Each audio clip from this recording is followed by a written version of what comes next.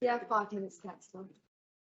Thank you very much, Deputy Madam Mayor. And straight down to brass tacks, the Labour Council still presses on with its plans to become the most indebted London authority. And it's worth remembering that pre-COVID, the council's plan was actually to repay the debt, but the leader was elected and decided to instead embark on a course of doubling the debt.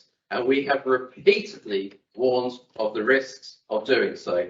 And now we see debt repayments surge from £24 million last year to £30 million this year.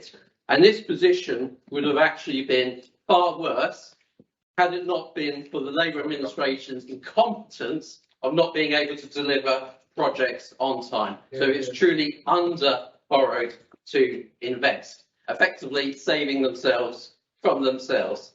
However, with all these project delays, costs go up.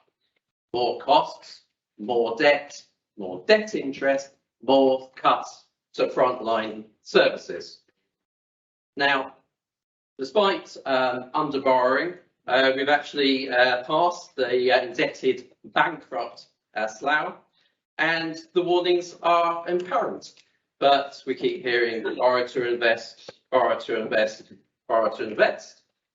But the council's own report says that the council is re-evaluating its borrowing. So where does this leave the authority? It leaves the authority in a quagmire of debt and mixed messages on the council's plan.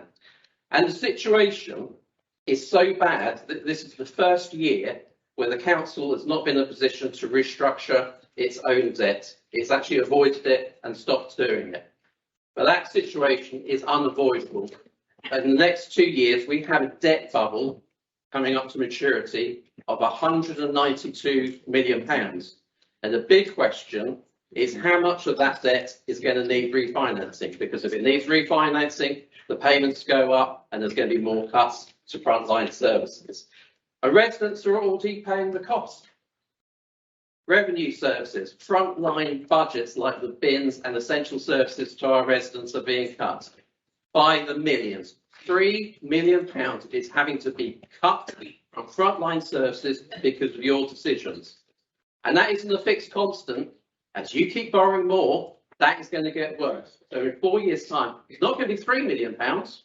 It's going to go up to £12 million. So every year, because of your decisions, you're going to be cutting frontline services. And that is truly the consequences of the leader's decision to embark on a course of doubling debt rather than the previous plan of repaying the debt. So it's Labour decisions and it's going to be Labour cuts.